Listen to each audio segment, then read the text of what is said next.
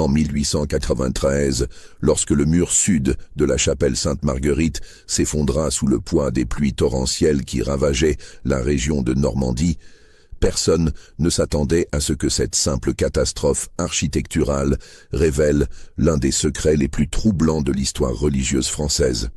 Derrière ces pierres séculaires, les ouvriers découvrirent une cavité murée depuis plus de 2 siècles, contenant des ossements d'enfants et un manuscrit qui allait rouvrir une enquête abandonnée en 1630. Si cette histoire vous intrigue déjà, n'hésitez pas à vous abonner à notre chaîne et dites-nous en commentaire de quelle ville vous nous écoutez. Votre présence nous accompagne dans cette plongée vers les ténèbres du passé. La chapelle Sainte-Marguerite se dressait au cœur de la vallée de Cauchoise, dans cette région de Normandie où les brouillards matinaux semblent porter les murmures du passé. Construite en 1542 sur les ruines d'un ancien sanctuaire païen, elle avait été confiée à la garde de la famille Dubreuil, une lignée de nobles terriens dont la piété n'avait d'égal que leur influence sur la région. L'architecture de la chapelle elle-même témoignait des siècles d'histoire qui s'y étaient accumulés. Les murs de pierre calcaire, noircis par les intempéries, s'élevaient vers un toit d'ardoise aux tuiles disjointes par endroits. Les vitraux, œuvres d'artisans locaux du XVIe siècle, filtraient la lumière en projets colorés sur les dalles usées par les pas de générations de fidèles. L'odeur caractéristique de l'encens, de la cire d'abeille et de cette humidité particulière aux vieilles pierres imprégnait chaque recoin du sanctuaire. Au XVIIe siècle, la chapelle n'était pas seulement un lieu de culte, mais le centre névralgique d'un réseau d'institutions charitables dirigées par Dame Élisabeth Dubreuil. Cette femme au regard perçant et à la dévotion exemplaire avait transformé le domaine familial en un véritable complexe caritatif. Un orphelinat pour les enfants abandonnés, une école pour les fils de paysans et un hospice pour les voyageurs démunis. Le domaine s'étendait sur plus de 1000 hectares de terres fertiles, bordées par la forêt de Bretonne au nord et par les méandres de la Seine au sud. Les bâtiments principaux formaient un quadrilatère autour d'une cour d'honneur pavée, où trônait un puits de pierre sculpté aux armes des Dubreuil, 3 fleurs de lys surmontées d'une croix byzantine, symbole de leur dévotion ancestrale. L'orphelinat occupait l'aile est du complexe, un bâtiment de 3 étages aux fenêtres étroites comme des meurtrières. Les dortoirs, spartiatement meublés de lits de bois et de coffres en pin, pouvaient accueillir jusqu'à 60 enfants. Au rez-de-chaussée, les salles de classe résonnaient du murmure des leçons de catéchisme et des récitations latines. L'école, située dans l'aile ouest, dispensait une éducation élémentaire aux fils de paysans prometteurs, choisis par Dame Élisabeth pour leur piété et leur intelligence. L'hospice, logé dans l'aile sud, offrait un refuge temporaire aux pèlerins et aux voyageurs de passage. Ces chambres, bien que modestes, étaient de propres et chauffées. Un luxe rare dans cette époque où l'hospitalité chrétienne était souvent davantage théorique que pratique. L'atmosphère de l'époque était lourde de tensions religieuses. Les guerres de religion venaient de se terminer, mais la méfiance entre catholiques et protestants restait palpable. Dans cette France de Louis XIII, où la contre-réforme battait son plein, la charité chrétienne était devenue un instrument de pouvoir, autant qu'une expression de foi. L'édit de Nantes de 1598 avait certes apaisé les conflits ouverts, mais les rivalités confessionnelles se perpétuaient dans l'ombre, alimentées par des décennies de violence et de méfiance mutuelle. Dame Élisabeth, veuve depuis ses 25 ans après la mort de son époux Henri lors du siège de Montauban en 1621, avait consacré sa fortune et sa vie à cette œuvre caritative. Femme d'une beauté austère, elle portait exclusivement le deuil. Ses robes noires de laine fine, contrastant avec la pâleur de son teint et l'éclat glacial de ses yeux bleus.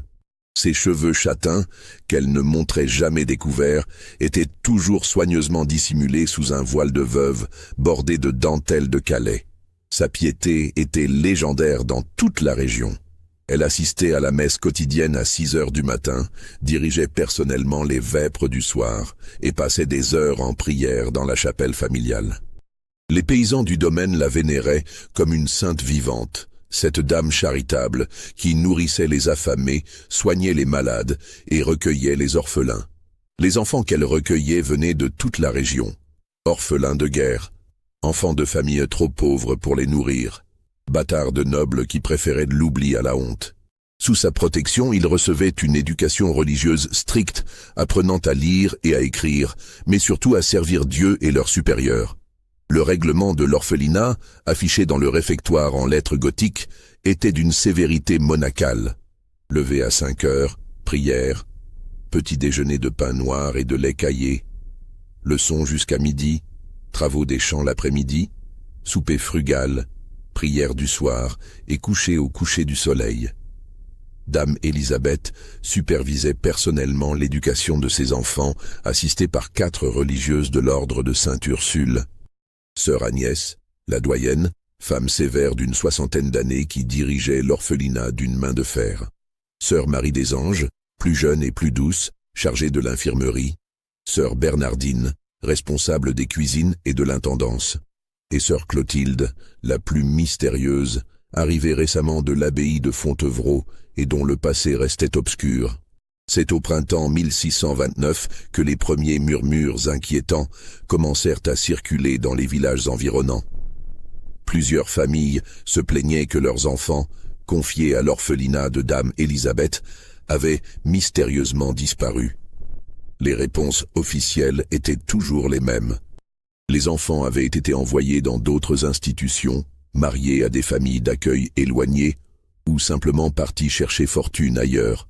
Mais Marie Leblanc, une paysanne de Gonfreville dont le visage buriné témoignait d'une vie de labeur, ne se satisfaisait pas de ces explications. Cette femme de 43 ans, veuve depuis la bataille de Montpellier où son mari Jacques avait trouvé la mort en servant dans les troupes royales, avait confié son fils Pierre à l'orphelinat avec l'espoir de lui offrir un avenir meilleur que celui d'un simple métayer. Pierre, âgé de 11 ans, était un garçon vif et intelligent, aux cheveux blonds bouclés et aux yeux noisettes pétillants de malice. Il savait déjà lire, grâce aux leçons que lui donnait le curé de son village, et rêvait de devenir clerc ou peut-être même prêtre. Quand sa mère l'avait conduit à l'orphelinat en décembre 1628, Dame Élisabeth avait loué son intelligence et promis de faire de lui un bon chrétien instruit. Depuis son entrée à l'orphelinat, Marie n'avait reçu aucune nouvelle de son fils, malgré ses demandes répétées. Elle avait écrit 3 lettres à Dame Élisabeth, lettres dictées au curé de Gonfreville, car elle ne savait pas écrire, demandant simplement des nouvelles de Pierre et l'autorisation de lui rendre visite.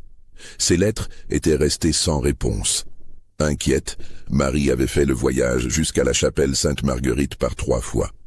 À chaque visite, les sœurs qui assistaient Dame Élisabeth lui opposaient un silence glacial. Sœur Agnès, la doyenne, lui expliquait que Pierre était en parfaite santé, mais qu'il était important de couper les liens avec le passé pour permettre aux enfants de se construire une nouvelle identité spirituelle. « Votre fils appartient désormais à Dieu », lui avait dit la religieuse lors de sa dernière visite. Il ne faut pas perturber son cheminement spirituel par des attachements terrestres. Priez pour lui et ayez confiance en la providence divine. Mais Marie, malgré sa piété sincère, sentait que quelque chose clochait. L'attitude évasive des religieuses, leur refus de la laisser voir Pierre ne serait-ce qu'un instant, et surtout ce silence total qui entourait l'orphelinat, l'inquiétait profondément. C'est ainsi que le 15 juin 1629, profitant du grand marché de Yvetot qui attirait de nombreux visiteurs dans la région, Marie Leblanc parvint à s'introduire dans l'enceinte de l'orphelinat en se faisant passer pour une domestique venue livrer des victuailles. Elle portait une robe de bure grossière et un tablier de toile, sa coiffe bien tirée dissimulant ses cheveux. Dans ses mains calleuses, elle tenait un panier d'osier rempli d'œufs et de fromage. Ce qu'elle découvrit la glaça d'horreur. L'orphelinat, censé accueillir une 50aine d'enfants selon les dires de Dame Élisabeth, était presque vide. Dans les dortoirs qu'elle réussit à entrevoir discrètement, elle ne compta qu'une 15aine de pensionnaires, tous étrangement silencieux et apathiques. Ces enfants, âgés de 8 à 15 ans environ, semblaient vivre dans une terreur permanente, leurs regards fuyants et leurs gestes craintifs trahissant une peur profonde. Plus troublante encore, Marie remarqua que tous ses enfants portaient des marques étranges au poignet gauche, de petites cicatrices en forme de croix qui semblaient avoir été faites volontairement au fer rouge. Les plaies étaient anciennes mais parfaitement identiques, comme si elles avaient été réalisées avec le même instrument et selon le même rituel. Quand elle tenta d'interroger discrètement un garçon qui lui rappelait vaguement son Pierre, même taille, même couleur de cheveux, celui-ci la regarda avec des yeux terrifiés et s'enfuit en poussant des cris d'effroi, comme s'il avait vu le diable en personne. Son comportement alerta immédiatement sœur Bernardine, qui accourut et chassa Marie sans ménagement. « Que faites-vous ici ?»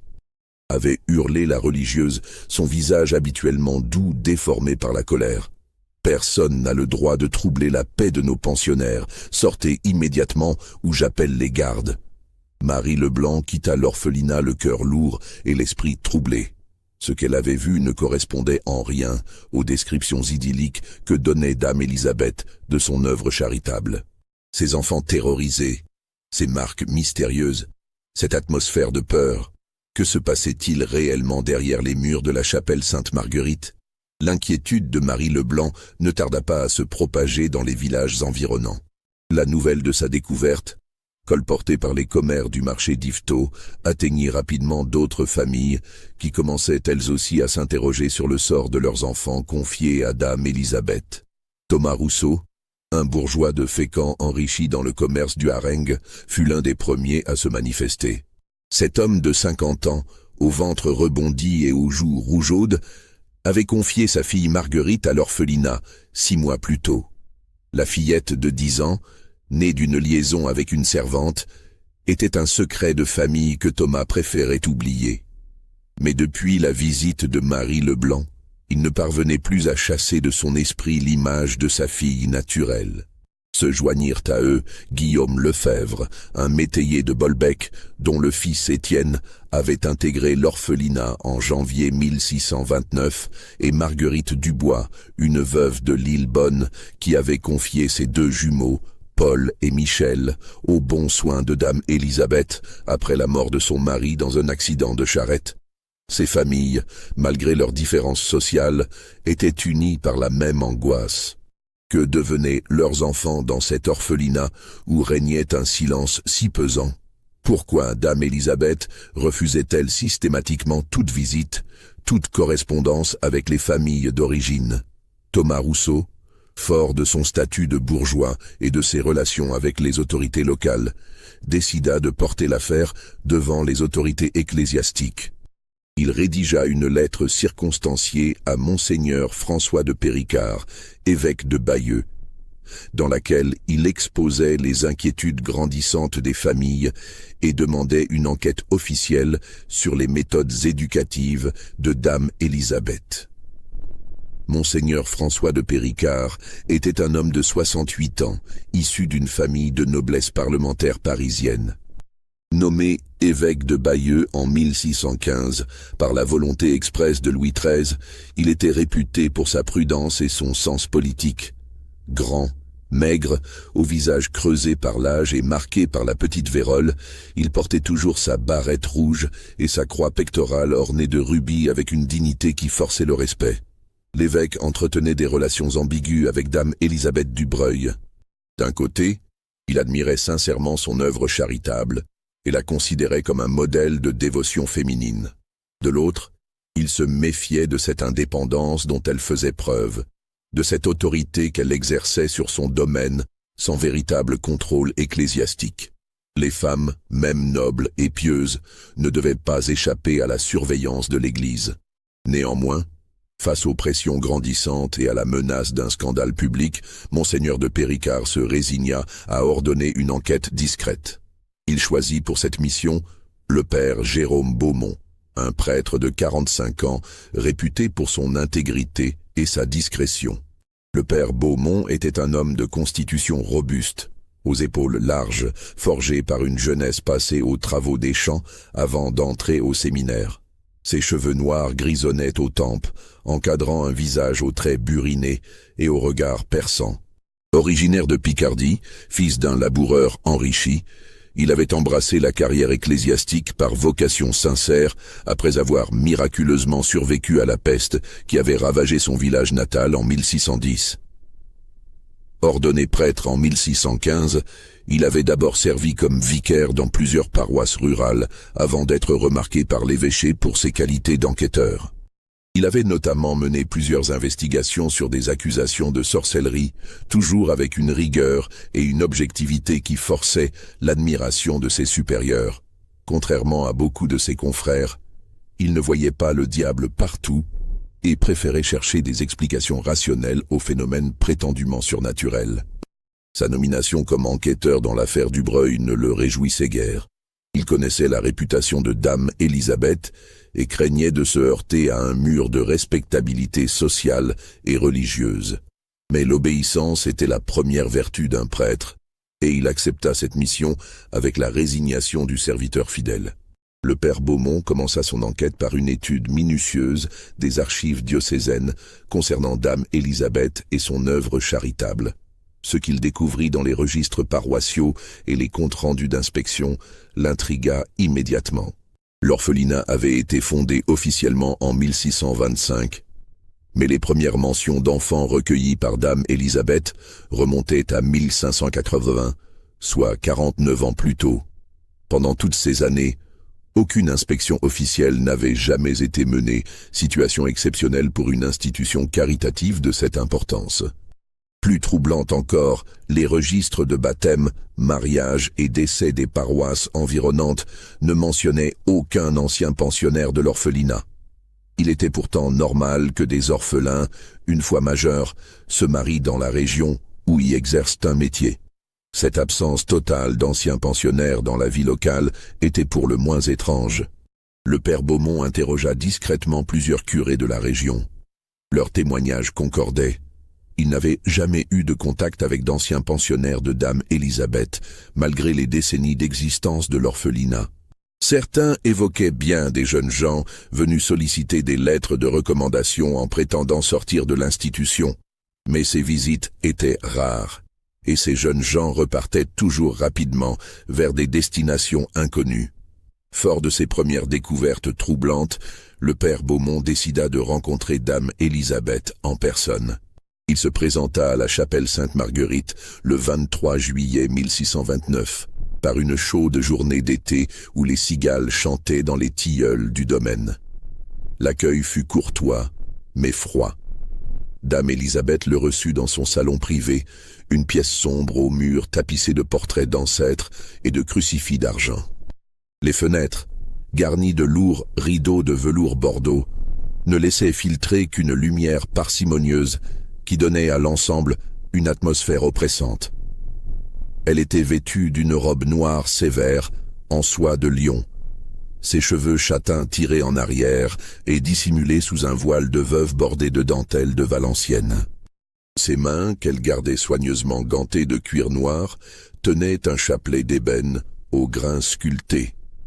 Ses yeux, d'un bleu glacial, semblaient fouiller l'âme de ses interlocuteurs avec une intensité dérangeante. « Mon père, dit-elle d'une voix posée mais légèrement tendue, c'est un honneur de recevoir un envoyé de Monseigneur de Péricard. J'espère que ma modeste œuvre trouve grâce aux yeux de notre vénéré évêque. » Le père Beaumont observait attentivement son interlocutrice. Dame Élisabeth était indéniablement une femme remarquable. Sa beauté, bien que marquée par l'âge et le deuil, conservait une prestance aristocratique et son intelligence perçait dans chacune de ses paroles. Mais quelque chose dans son attitude, une tension imperceptible, une raideur dans le maintien, éveillait ses soupçons professionnels. « Dame Élisabeth, répondit-il avec la courtoisie due à son rang, votre réputation de charité chrétienne est parvenue jusqu'aux oreilles de Monseigneur. Cependant, certaines familles de la région s'inquiètent du sort de leurs enfants confiés à vos soins. Elles aimeraient avoir de leurs nouvelles, peut-être même leur rendre visite. » Le visage de Dame Élisabeth se durcit imperceptiblement. Ses doigts se crispèrent sur son chapelet, et le père Beaumont nota ce premier signe de nervosité. « Mon père », répliqua-t-elle avec une fermeté nouvelle dans la voix. Ces accusations sont le fruit de l'ignorance et de la superstition. Ces familles de paysans ne comprennent pas que nous agissons pour le bien de leurs enfants. Nous les arrachons à la misère, à l'ignorance, aux mauvaises influences de leur milieu d'origine. Nous en faisons de bons chrétiens, instruits et disciplinés. Elle se leva et se dirigea vers la fenêtre, contemplant les jardins parfaitement entretenus de son domaine. Ces enfants sont placés dans des familles respectables, loin des tentations de leur environnement natal. Ils deviennent domestiques dans de bonnes maisons, apprentis chez des artisans pieux, ou embrassent la vie religieuse. Maintenir des liens avec leur famille d'origine ne ferait que les perturber et compromettre leur élévation sociale et spirituelle. Le père Beaumont écoutait attentivement, mais cette explication, bien que cohérente en théorie, ne dissipait pas ses doutes. Il avait l'habitude des enquêtes et savait reconnaître les discours trop bien rodés, les arguments trop parfaits pour être entièrement sincères. « Je comprends votre préoccupation pour le bien-être spirituel de ces enfants, » dit-il prudemment. « Néanmoins, la charité chrétienne n'exige-t-elle pas que nous respections aussi les liens familiaux naturels ? Ses parents s'inquiètent sincèrement. Ses parents, coupa Dame Élisabeth avec une soudaine véhémence, ont abandonné leurs enfants par égoïsme ou par incapacité. Ils n'ont plus de droit sur eux. C'est Dieu lui-même qui nous a confié ces petites âmes à sauver. » Cette réaction excessive intrigua le père Beaumont. Dame Élisabeth venait de révéler une face moins contrôlée de sa personnalité, une passion qui contrastait avec la froideur aristocratique qu'elle affichait habituellement. Mais le prêtre n'était pas homme à se satisfaire de belles paroles. Il exigea de visiter l'orphelinat et de consulter les registres. C'est alors que Dame Élisabeth commit sa première erreur flagrante. Elle hésita une fraction de seconde avant d'accepter, et le prêtre nota cette réticence révélatrice. « Naturellement, mon père, » dit-elle finalement avec un sourire forcé. « Vous verrez que notre institution est un modèle d'organisation chrétienne. Sœur Agnès se fera un plaisir de vous faire visiter nos installations. » La visite de l'orphelinat, qui eut lieu l'après-midi même, révéla effectivement des détails troublants. Les bâtiments étaient parfaitement entretenus, propres et bien organisés, mais le père Beaumont fut frappé par l'atmosphère qui y régnait. Un silence pesant, presque morbide, planait sur les lieux. Les quelques enfants qu'il croisa dans les couloirs marchaient en silence, les yeux baissés, sans échanger un mot, ni même un regard. Sœur Agnès, qui le guidait dans sa visite, était une femme d'une soixantaine d'années, au visage ridé par les années et marqué par une piété austère.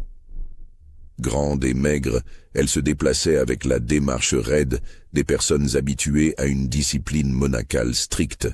Sa cornette blanche immaculée encadrait un visage aux traits sévères, et ses yeux gris acier semblaient jauger en permanence la valeur morale de ses interlocuteurs.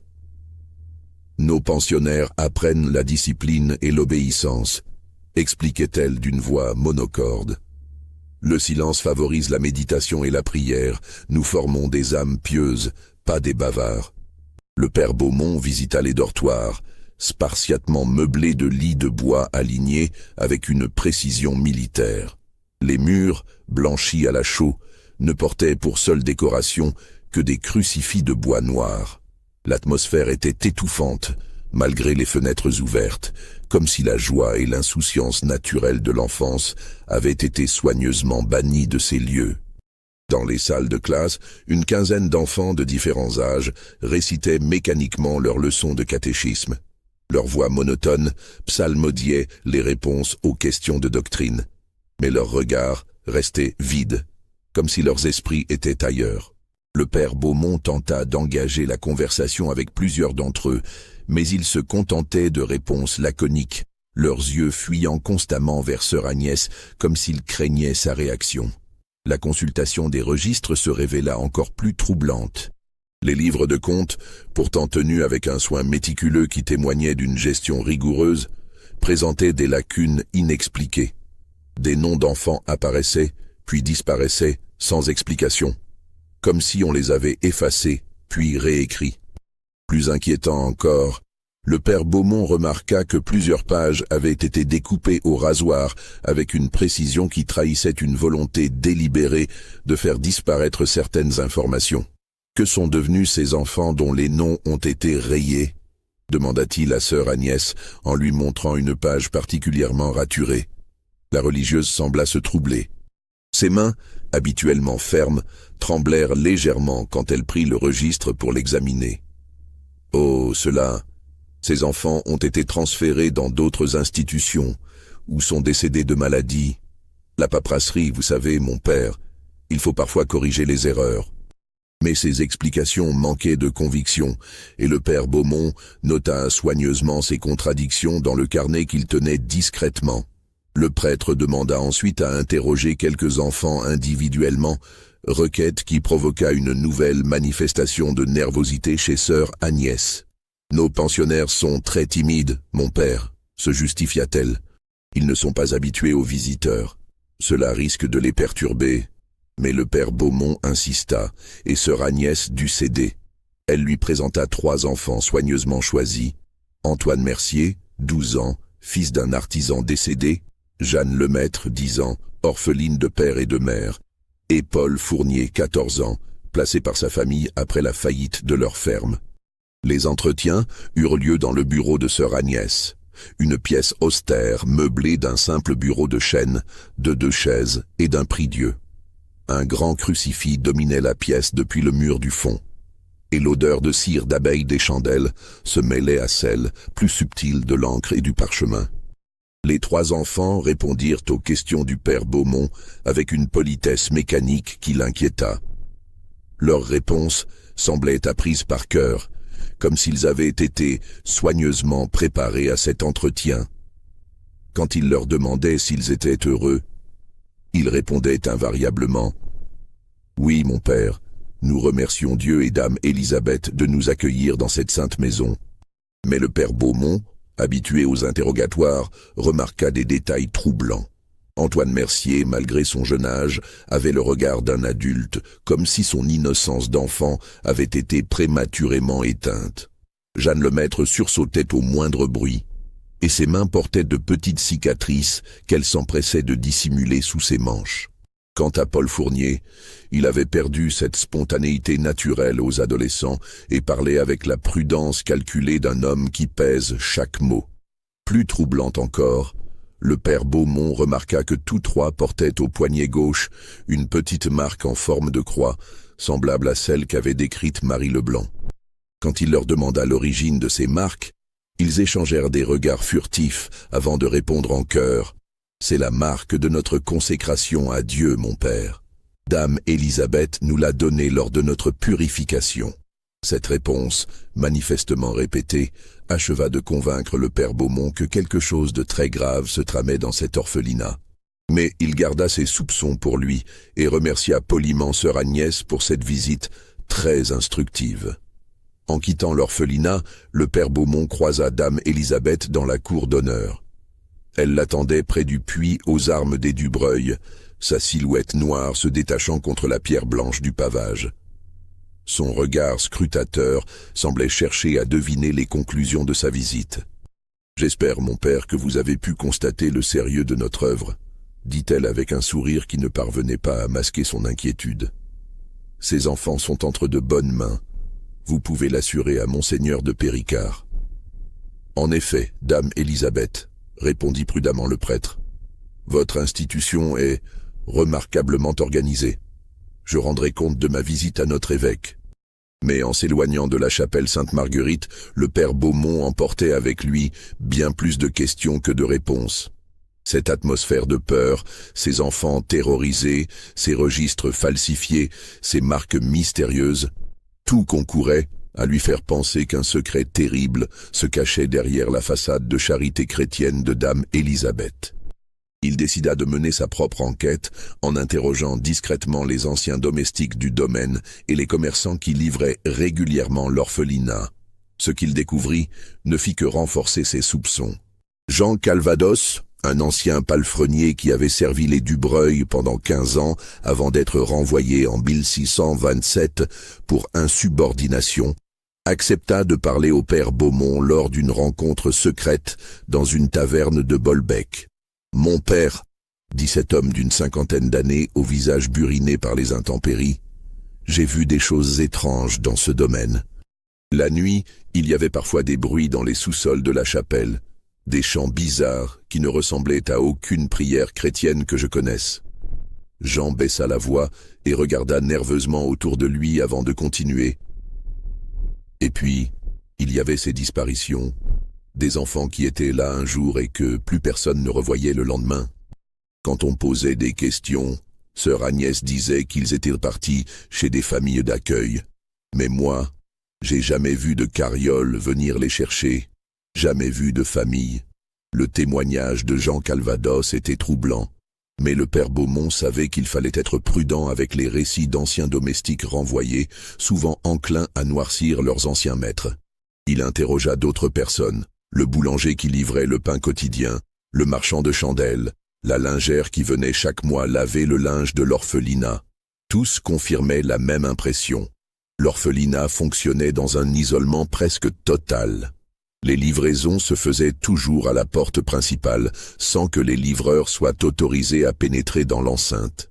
Les enfants eux-mêmes n'étaient jamais vus à l'extérieur du domaine, contrairement à ce qui se pratiquait dans d'autres institutions similaires où les pensionnaires participaient parfois aux processions religieuses ou aux travaux saisonniers. Marie Gasnier, la lingère, une femme corpulente d'une quarantaine d'années au franc-parler de paysanne, livra au père Beaumont un détail particulièrement troublant. « Vous savez, mon père, ce qui m'a toujours intrigué, c'est le linge que je récupère. Il y a toujours beaucoup moins de vêtements d'enfants que ce qu'on devrait attendre pour 50 pensionnaires. Et parfois, il y a des taches bizarres, comme du sang séché. Quand je demande des explications, sœur Bernardine me dit que ce sont des accidents, des saignements de nez. Mais moi j'ai élevé 6 enfants. Je sais reconnaître le sang. Et ces taches-là, elles me font froid dans le dos. » Ces témoignages, bien que troublants, restaient insuffisants pour porter des accusations précises. Le père Beaumont savait qu'il lui fallait des preuves plus tangibles pour convaincre monseigneur de Péricard d'ordonner une enquête approfondie. Il décida donc de prendre des risques et de mener sa propre investigation nocturne. Le 15 août 1629, profitant des célébrations de l'Assomption qui attiraient tous les fidèles de la région à la chapelle pour les offices extraordinaires, le père Beaumont mit son plan à exécution. Il assista aux vêpres solennelles, puis se cacha dans la sacristie en attendant que l'édifice se vide de ses derniers fidèles. La sacristie était une petite pièce adjacente au chœur, meublée d'armoires de chêne sculptées où étaient rangés les ornements liturgiques et les vases sacrés. L'odeur de l'encens y était particulièrement concentrée, mêlée à celle de la cire des cierges et du bois vieilli. Dissimulé derrière l'une de ces armoires, le père Beaumont attendit que le silence retombe sur la chapelle. Vers minuit, alors qu'il commençait à douter de la pertinence de sa démarche, il entendit un bruit de pas dans la nef. Par l'entrebâillement de la porte de la sacristie, il vit s'avancer une procession qui le glaça d'horreur.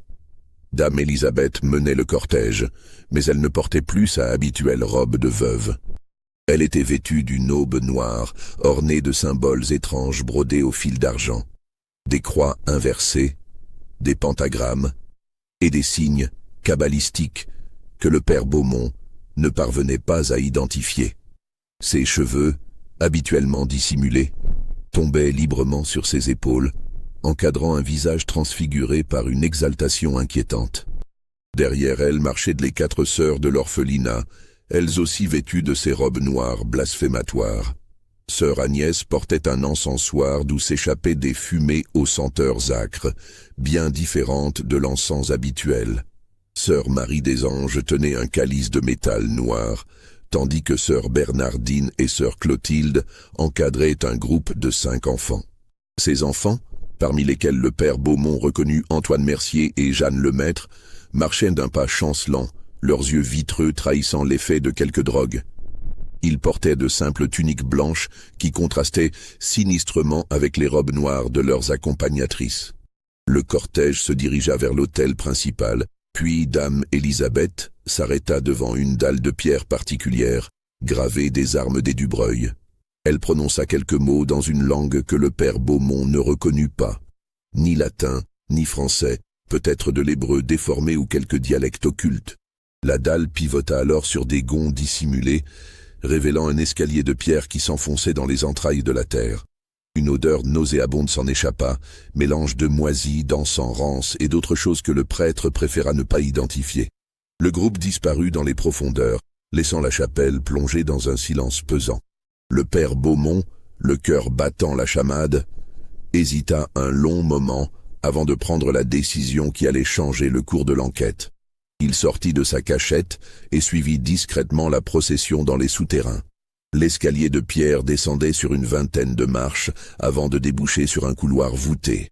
Les murs, taillés dans la pierre calcaire locale, suintaient d'humidité et étaient couverts par endroits de moisissures noirâtres. Des torches plantées dans des anneaux de fer projetaient une lumière vacillante qui donnait au lieu un aspect fantomatique.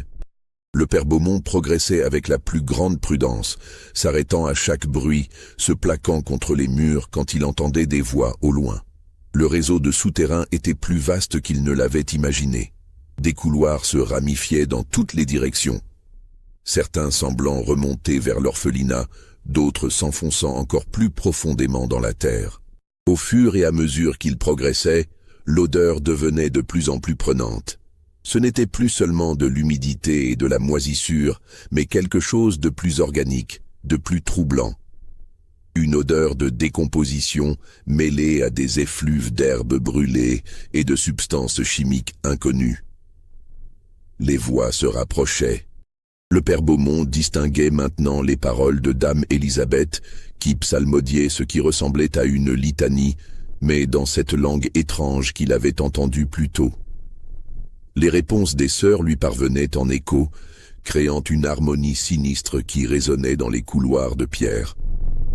Il atteignit finalement une vaste salle circulaire d'où provenaient les voix. Dissimulé derrière un pilier naturel, il put observer la scène qui se déroulait et qui dépassait ses pires craintes. La salle était éclairée par des dizaines de chandelles noires, disposées en cercles concentriques autour d'un autel de pierre sombre.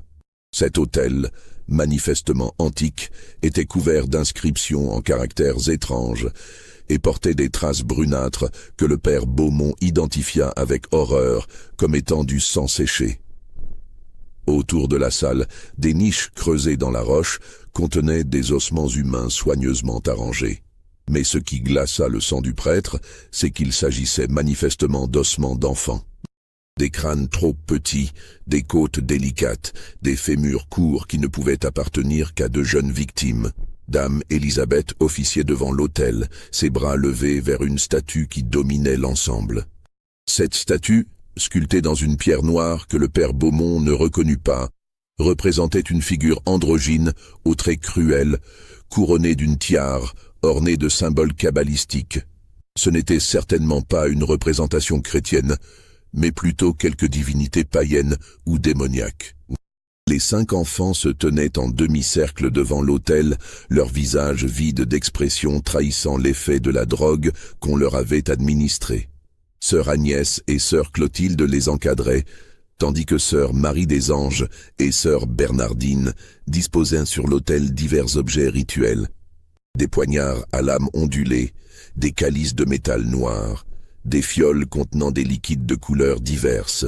« Mes enfants bien-aimés », commença dame Élisabeth, d'une voix qui n'avait plus rien de maternel, « vous allez aujourd'hui accomplir le sacrifice suprême. Vos âmes pures vont nourrir notre œuvre sacrée et permettre à notre communauté de prospérer encore longtemps. » Elle se tourna vers la statue et entonna une nouvelle incantation dans cette langue inconnue. Les sœurs lui répondaient en chœur, leur voix créant une harmonie hypnotique qui semblait résonner dans les os mêmes du père Beaumont. « Notre maître, » poursuivit dame Élisabeth en français, « a soif de sang innocent. Depuis 49 années, nous lui offrons les âmes les plus pures, celles de ses enfants que la société rejette et oublie. En échange, il nous accorde sa protection et sa bénédiction. » Le père Beaumont comprit avec horreur l'ampleur de ce qu'il découvrait.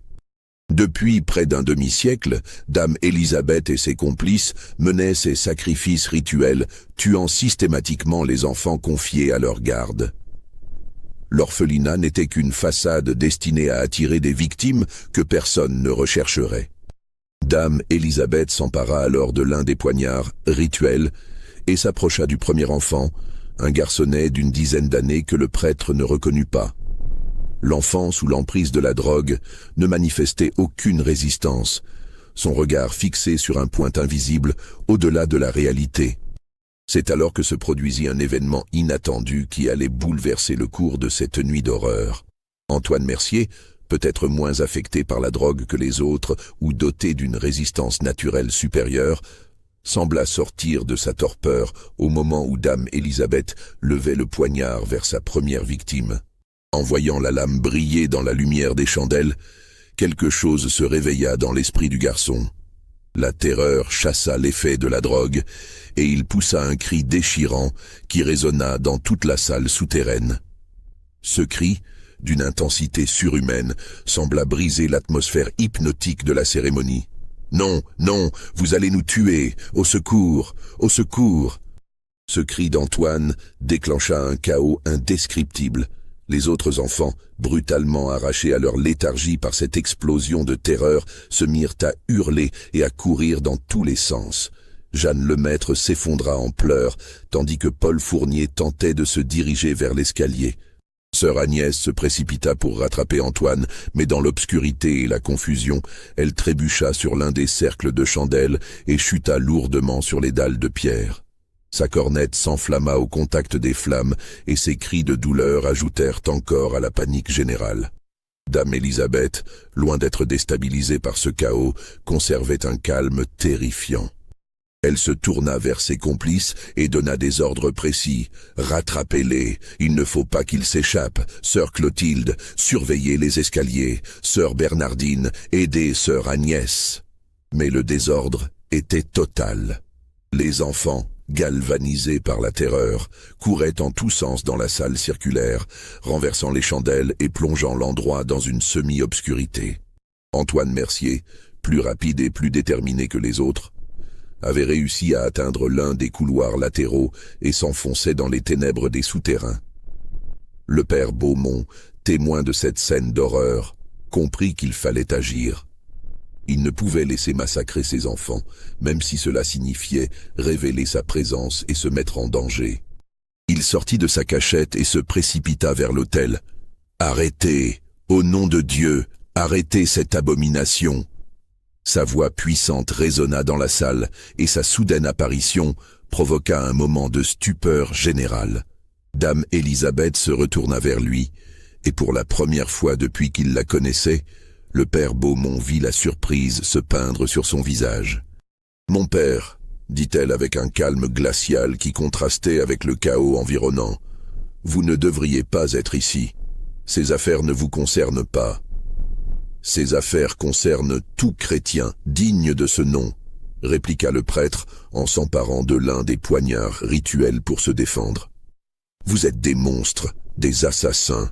Vous profanez la maison de Dieu. » Dame Élisabeth éclata alors d'un rire glacial qui résonna sinistrement dans les souterrains. « La maison de Dieu ? Mon père, vous ne comprenez rien à ce qui se passe ici. Ces enfants sont déjà morts à leurs vies antérieures. Nous ne faisons que libérer leurs âmes de la corruption de ce monde. Notre œuvre est sacrée, approuvée par des autorités que vous ne pouvez même pas imaginer. » « Quelles autorités pourraient approuver de telles horreurs ?» demanda le prêtre, maintenant le poignard braqué vers elle. « L'Inquisition elle-même, mon père. Vous croyez que nos actions passent inaperçues ? Monseigneur de Péricard connaît nos méthodes et les approuve tacitement. Ces enfants sont des hérétiques potentiels, des fils de protestants, des bâtards de famille corrompus. Nous les purifions avant qu'ils ne corrompent la société chrétienne. » Cette révélation frappa le père Beaumont comme un coup de massue.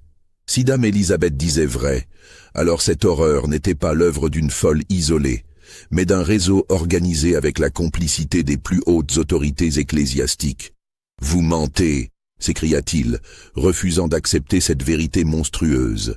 « Aucun serviteur de Dieu ne pourrait cautionner de tels crimes. Regardez autour de vous, mon père.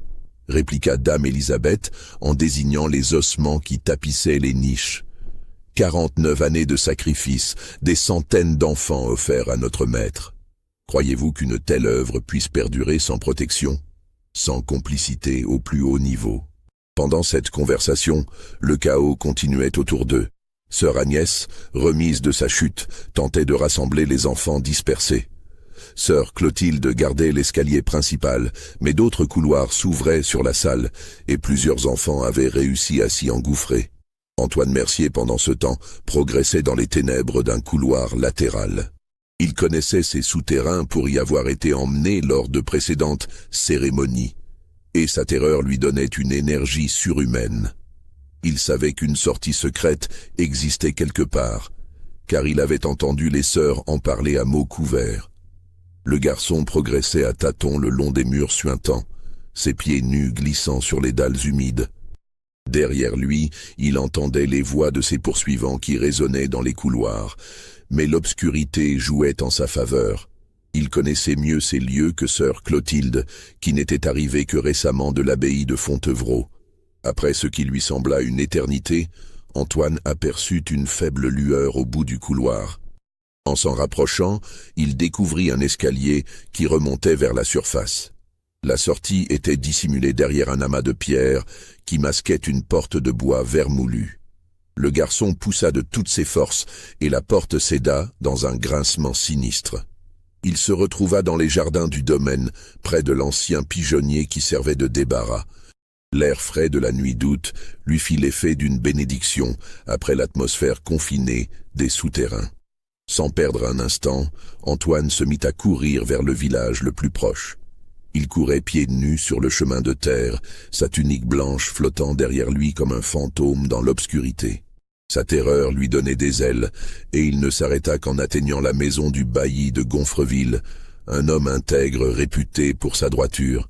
« Monsieur le bailli, monsieur le bailli !» criait-il en tambourinant à la porte. « Il faut m'aider, il tua les enfants, il tua les enfants dans les souterrains. » Le bailli Michel Dubourg, réveillé en sursaut par ces cris, ouvrit sa porte et découvrit ce garçon terrifié, couvert de boue et tremblant de tous ses membres. Homme d'expérience, habitué aux affaires criminelles, il reconnut immédiatement les signes d'une terreur authentique. « Calme-toi, mon enfant, » dit-il en faisant entrer Antoine. « Raconte-moi tout depuis le début. Qui veut tuer les enfants ?» Entre ses sanglots, Antoine parvint à relater les événements de la nuit. La cérémonie dans les souterrains, dame Élisabeth avec son poignard, les ossements dans les niches, les autres enfants prisonniers de cette folie meurtrière. Le bailli du bourg était un homme prudent, mais le récit d'Antoine concordait avec certaines rumeurs qu'il avait entendues sur l'orphelinat. Sans perdre de temps, il réveilla ses sergents et organisa une expédition immédiate vers la chapelle Sainte-Marguerite. Si cette révélation vous donne des frissons, n'hésitez pas à liker cette vidéo et dites-nous en commentaire ce que vous pensez qu'il se passait réellement dans ce réseau de complicité qui impliquait les plus hautes autorités ecclésiastiques. Pendant qu'Antoine Mercier alertait les autorités civiles, la situation dans les souterrains de la chapelle tournait au cauchemar. Le père Beaumont, seul face à dame Élisabeth et ses complices, tentait désespérément de protéger les enfants encore présents dans la salle circulaire. « Vous ne comprenez vraiment rien, mon père, » reprit dame Élisabeth avec cette assurance glaciale qui ne l'avait pas quitté malgré le chaos. « Ce que nous accomplissons ici dépasse votre entendement. Ces enfants ne sont que des instruments au service d'une cause infiniment plus grande. » Elle fit un geste, et sœur Clotilde s'approcha du père Beaumont par derrière, tenant un poignard similaire à celui qu'il brandissait. Le prêtre se retrouvait encerclé, mais sa détermination ne faiblissait pas. « Quelle cause pourrait justifier le meurtre d'innocents » s'écria-t-il. « Quel Dieu pourrait exiger de tels sacrifices ?»« Pas votre Dieu de miséricorde et de pardon » répliqua dame Élisabeth avec mépris. « Notre maître exige la pureté, la discipline, l'ordre. Il nous a choisis pour purifier cette société corrompue, en éliminant ceux qui pourraient la contaminer davantage. » Dame Élisabeth se dirigea vers l'un des murs de la salle circulaire et actionna un mécanisme dissimulé. Une section du mur pivota, révélant une cache secrète remplie de documents. Elle en sortit plusieurs parchemins qu'elle brandit devant le père Beaumont. « Regardez, mon père. Voici nos lettres de mission, signées de la main même de certains cardinaux romains.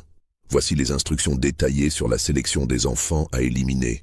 Voici les rapports que nous envoyons régulièrement sur l'avancement de notre œuvre purificatrice. » Le père Beaumont, malgré sa position précaire, tenta d'examiner ces documents. Ce qu'il put en voir le glaça d'horreur. Des sceaux officiels, des signatures qu'il reconnaissait, des directives précises sur l'identification et l'élimination des éléments indésirables de la société chrétienne. « Impossible, murmura-t-il. L'Église ne peut pas cautionner de telles abominations. L'Église officielle, non, admit dame Élisabeth. Mais certains de ses membres les plus éclairés comprennent la nécessité de méthodes radicales. Comment croyez-vous que l'hérésie protestante ait été si efficacement contenue dans cette région? Comment pensez-vous que la pureté de la foi catholique soit préservée? » Elle remit les documents dans leur cache et se tourna de nouveau vers l'autel. « Nous sommes les gardiens secrets de l'orthodoxie, mon père. Nos actions, bien que terribles en apparence, servent la plus noble des causes, la préservation de la vraie foi contre toutes les corruptions. » Pendant cette conversation révélatrice, sœur Agnès et sœur Bernardine avaient réussi à rassembler 3 des 5 enfants qui s'étaient dispersés. Seuls Antoine Mercier et Paul Fournier manquaient à l'appel, probablement perdus dans le dédale des couloirs souterrains.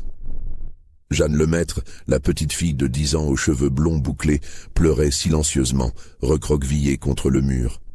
Les 2 autres enfants, un garçon et une fille dont le père Beaumont ne connaissait pas les noms, semblaient prostrés, comme si leur esprit avait fui cette réalité trop horrible pour être acceptée. « Peu importe, » déclara dame Élisabeth avec une froideur qui glaça le sang du prêtre. « 3 enfants suffiront pour cette cérémonie, nous rattraperons les fuyards plus tard. » Elle fit signe à ses complices de reprendre leur position rituelle. Sœur Clotilde maintint sa surveillance du père Beaumont, while sœur Agnès et sœur Bernardine amenèrent les enfants près de l'autel. « Vous n'accomplirez pas cette abomination, » s'écria le père Beaumont. « Je préfère mourir que de laisser faire cela. Si c'est votre choix, » répondit calmement dame Élisabeth. « Sœur Clotilde, occupez-vous de notre visiteur indiscret.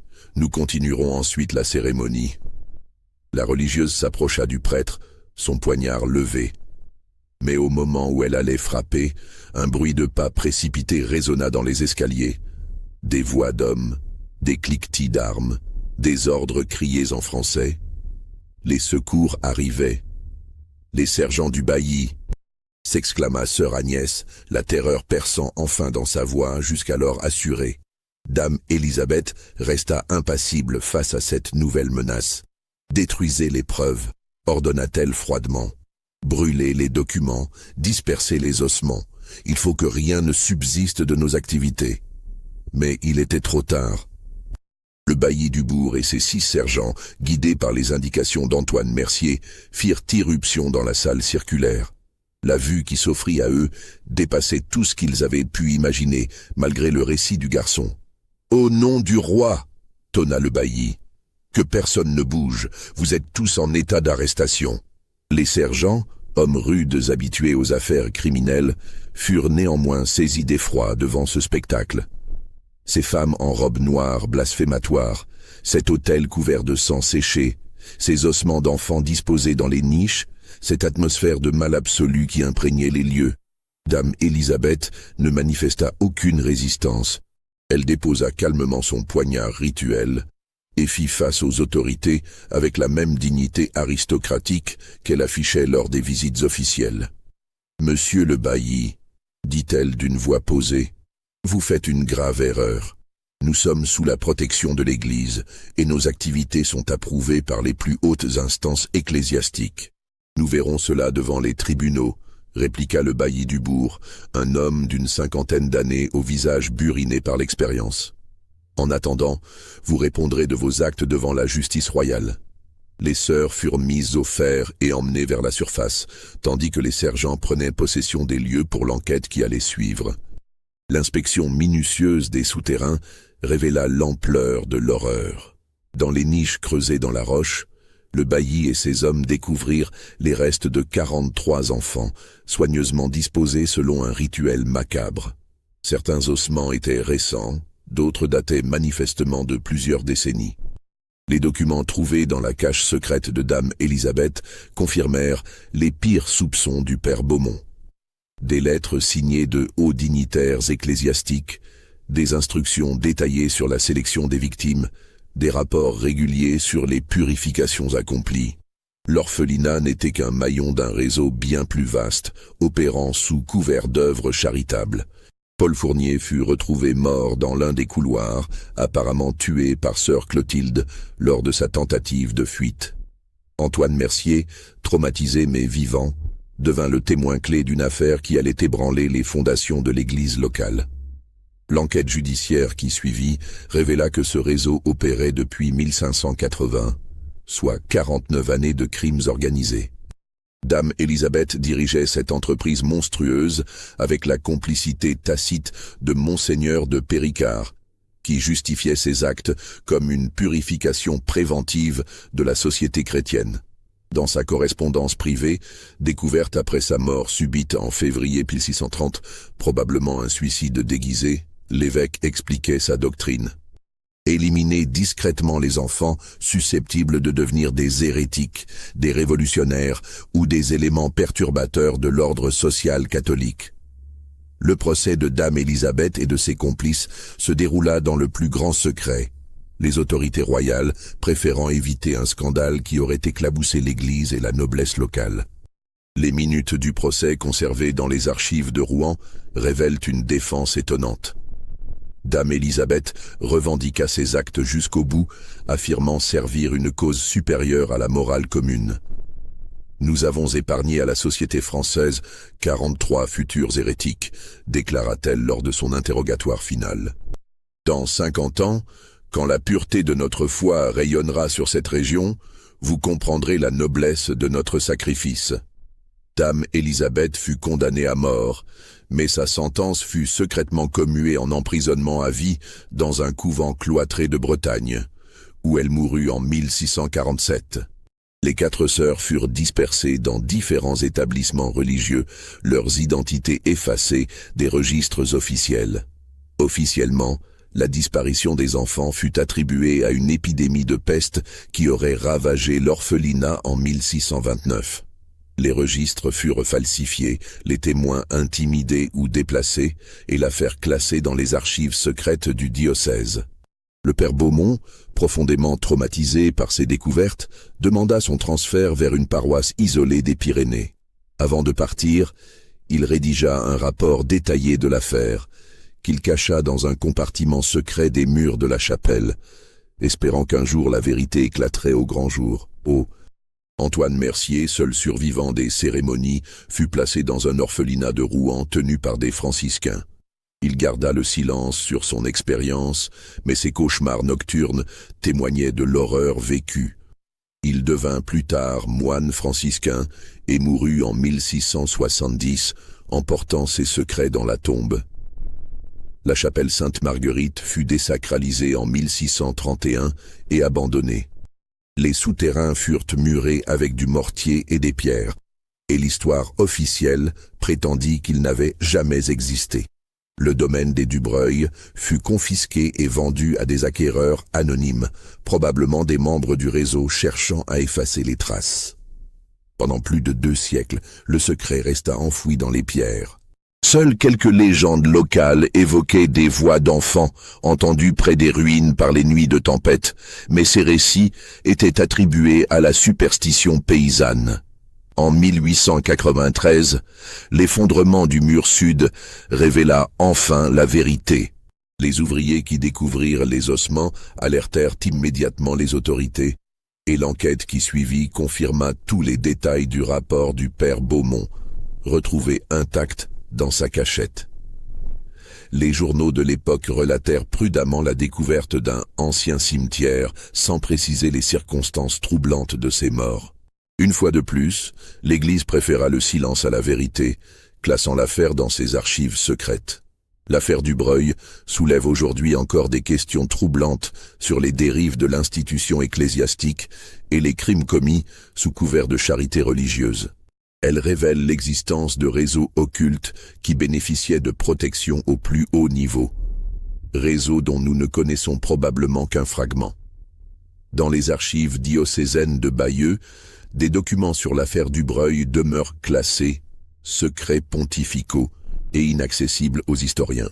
Les descendants de la famille ont changé de nom après le scandale, et leurs anciennes propriétés ont été vendues à des acquéreurs dont l'identité reste mystérieuse.